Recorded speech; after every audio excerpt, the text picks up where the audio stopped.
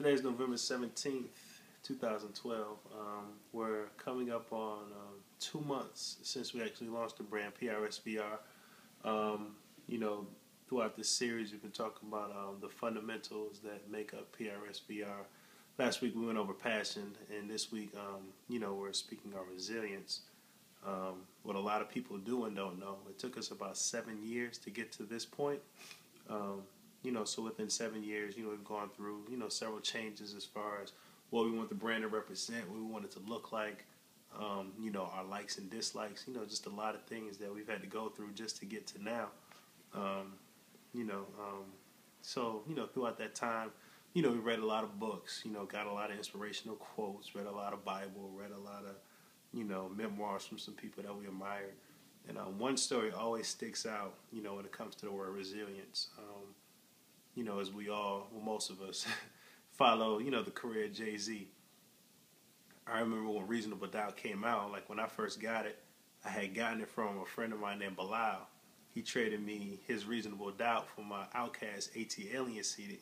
So I gave him my Outkast, I got Reasonable Doubt. So that was my first time hearing it.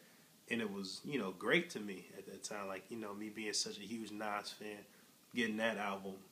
Fast forward to when Jay was doing the Decoded, he was telling the story from this reporter that was interviewing him. And the guy had interviewed Jay-Z when Jay-Z did a concert in Vegas. And when Jay was doing a concert in Vegas, it was like 10 people there, wasn't nobody there, and Jay still came out and did his show. Did his thing, still ran through the album, still ran through it like it was a sold-out show. And, Jay hopped out, got in his limo, and the guy, stopped him. He's like, man, Jay, I'm from New York, I love the album, all of that. And he was like, man, are you mad that no one came to the show? And Jay just kind of looked and did that little, that little smirk that Jay-Z gives and was like, yo, it's cool, I'm going to be back. Fast forward, Jay-Z was doing the Decoded tour to where he went to like all these different hotels and, decked out places. And like, he came back and he did it. You know what I mean? Like that gave me chills because it's like, you never know. Jay didn't know that was going to happen, but he believed it was going to happen through his resilience, through his passion, through the things that he felt like, yo, I'm going to make it. There was no thing that was going to stop him from getting to that point. That spoke volumes to me because, God don't love Jay-Z more than he love me. Like Jay is super talented. I look up to, the things that he's done and all of that, like all of those things. And, I'm a huge fan, not only of him as a rapper, but just as a mogul or someone that you want to emulate, like to follow in those steps can't be too bad of a thing. So with resilience, we look to Jay-Z, we look to Michael Jordan. They always say with the story of Jordan, and he got cut from his varsity team as a freshman.